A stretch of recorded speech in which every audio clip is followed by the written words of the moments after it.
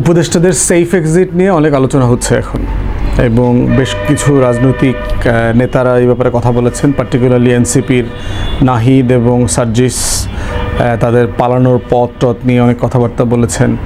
তো সেখানে এখন প্রচুর আলোচনা হচ্ছে এবং বেশ কয়েকজন উপদেষ্টা ইতিমধ্যে নিজেরাও প্রেসে বলেছেন যে তাদেরকে পালাতে হবে না, পালানোর বাস্তবতা নাই, আমাদের পরিবার এখানেই থাকে, আমরা আগের আমলেও ছিলাম এখনও থাকবো, এত বয়স হয়ে গেছে, পালানোর এই বাস্তবতা তৈরি হবে না, এরকম বিভিন্ন রেসপন্স করেছেন। প্রশ্ন হচ্ছে যে এই পালানোর প্রশ্নটা কেন আসতেছে, সেফ এক্সিটের কোশ্চেনটা বারবার কেন আসতেছে, এবং এটা আমাদের পলিটিক্সে কিন্তু নতুন আসে নাই, এর আগেও আসছে। 1/11-এর সময় মনে আছে যে হাসিনা যখন জেল থেকে বের হয়ে ফিরে আসলো, বিদেশে গিয়ে আবার ফিরে আসলো, তখন কিন্তু সে এসে বলেছিল যে 1/11-এর সরকারের যারা দায়িত্বে আছে তাদের সবাইকে সে ক্ষমা করে দেবে, সেফ এক্সিট দিয়ে দিবে, যা যা করার সব করে দেবে। তো সেরকম বহু আলোচনা আমরা বহুবার দেখেছি এবং আওয়ামী লীগ এটা কিন্তু করেছে। তখনকার 1/11-এর কুশীলব যারা ছিল, পার্টিকুলারলি মইনি মোহাম্মদ, তাকে সেফ প্যাসেজ দিয়েছে। এরপরে আরেকটা ক্রিমিনাল ছিল আপনার রক্ষী বাহিনীর মাসুদউদ্দিন আহমেদ চৌধুরী, লেফটেন্যান্ট জেনারেল ছিল, এবং খালেদা জিয়ার সমস্ত ভাইয়েরা এরকম বন্ধু ব্যাচমেট এরকম আত্মীয় স্বজন আছে।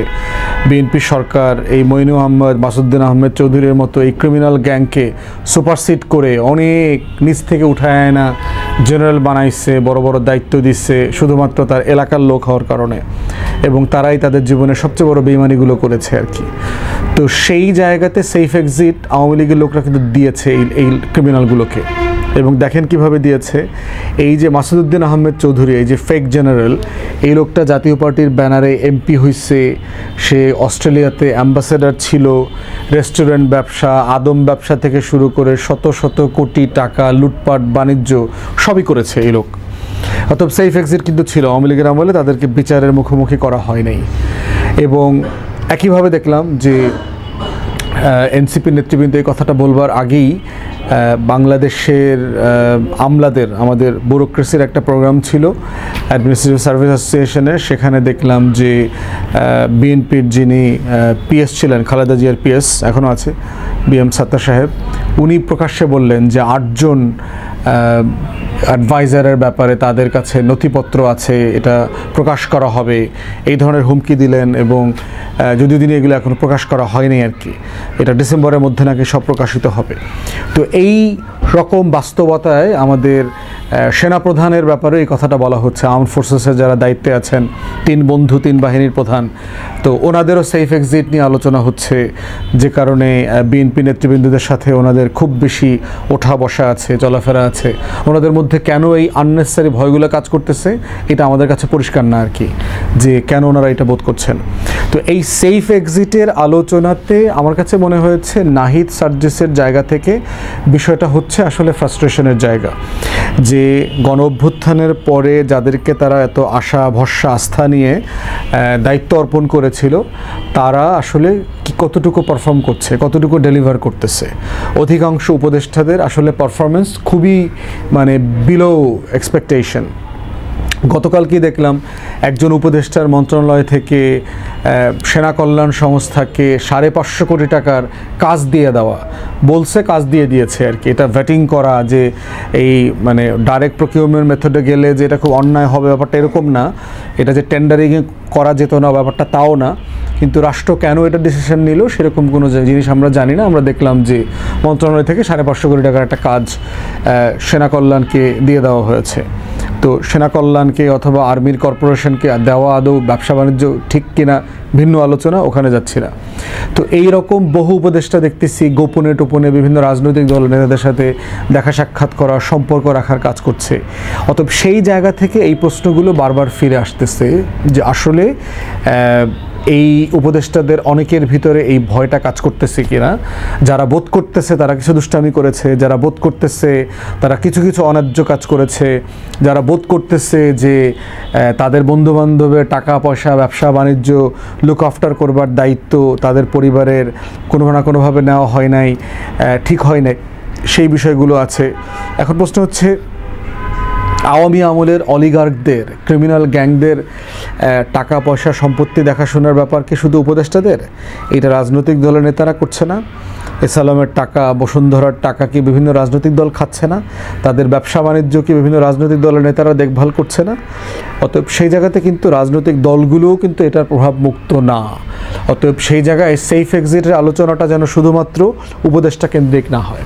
তো সেই জায়গাতে আমরা আসলে কি চাই? আমরা চাই যে উপদেষ্টারা যারা দায়িত্ব নিয়েছেন তারা তাদের 1 বছরের আমলনামা প্রকাশ করেন, যে আসলে আপনারা এই ভঙ্গুর রাষ্ট্র ব্যবস্থা যেটা পেয়েছেন, এই বাস্তবতায় আসলে আপনারা কি করেছেন, কি করতে পেরেছেন, কতটুকু করতে পারেন নাই, কেন পারেন নাই, সেগুলো খোলামেলা বলেন, আলাপ করেন।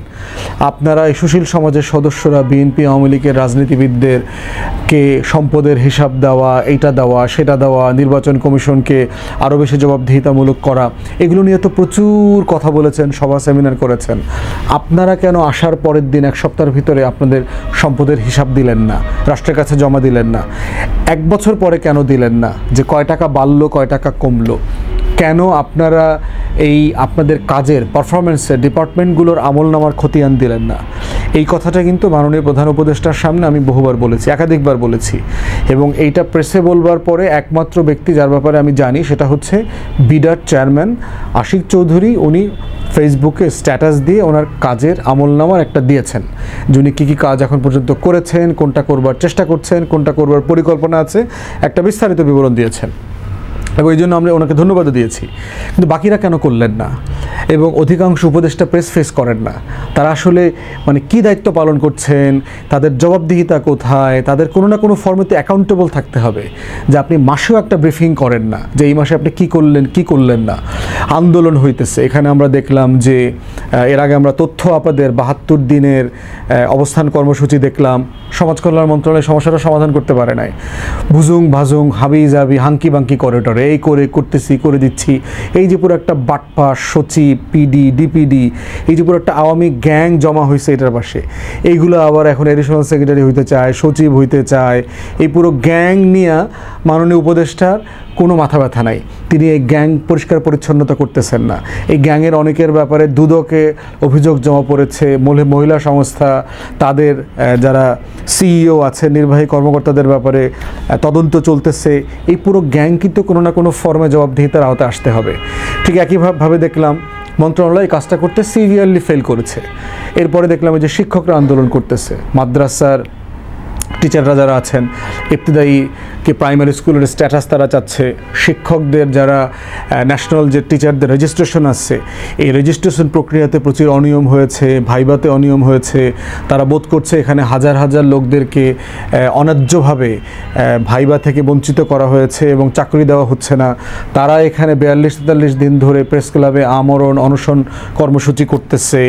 এর ভিতরে অন্য শিক্ষকদের কিছু দাবি দেওয়া আছে, যে ছুটি বাড়ানো, তারপরে হচ্ছে সুযোগ সুবিধা বাড়ানো, তাদের উপরে আবার পুলিশ লাঠিচার্জ করছে। তো এই যে ইস্যুগুলো অ্যাড্রেস করা, 35+ আন্দোলন যারা করছে, চাকরিতে 35 বছরকে বাড়ানো ন্যূনতম, করোনার কারণে যারা ক্ষতিগ্রস্ত হয়েছে ওই 3 বছরের একটা ব্যাচকে একটা সুযোগ দেওয়া, একটা ইমিউনিটি দেওয়া, সেই প্রত্যেকটা আন্দোলনের ব্যাপারে আমরা দেখতে পাচ্ছি যে বিভিন্ন মিনিস্ট্রি এগুলোকে অ্যাড্রেস করবার জন্য যে পেশাদারিত্ব দেখানো দরকার ছিল সেটা করতে পারেন নাই। তাই আমরা কোনো না কোনো ফর্মে তো তাদের জবাবদিহিতা চাই, এবং এই জবাবদিহিতার একটা বড় জায়গা হচ্ছে তাদের মান্থলি ব্রিফিং করা, জনগণের মুখোমুখি হওয়া, প্রেসের মুখোমুখি হওয়া, টকশোতে যাওয়া, তাদের পারফরমেন্স রিপোর্টিংটা যেন করা যায়। এই প্রত্যেকটা জায়গায় আমরা দেখতে পাচ্ছি যথেষ্ট ঘাটতি আছে। এই জন্য সেফ এক্সিটের আলোচনাটা বারবার এই কারণে আসছে, কারণ কোনো না কোনো ফর্মে আপনাদেরকে জবাবদিহিতার আওতায় আসতে হবে আগামীতে, এইটা থেকে মুক্তি নাই। অতএব সেই জায়গায় খোলামেলা হয়ে যান আপনারা। কারণ যারা দুর্নীতি যদি কেউ করে থাকেন, কোনো কোনো উপদেষ্টার ব্যাপারে দুর্নীতির অভিযোগ আমরা শুনতেছি বিভিন্ন জায়গায়, তাহলে কোনো না কোনো ফর্মে এগুলো প্রকাশ্যে আসবে। কারণ এটা থেকে তো আলটিমেটলি আপনি বাঁচতে পারবেন না। আপনি যদি অন্যায্য কোনো সুবিধা দিয়ে থাকেন কোনো কোম্পানিকে, সেটা মুখোমুখি হতে হবে আপনাকে।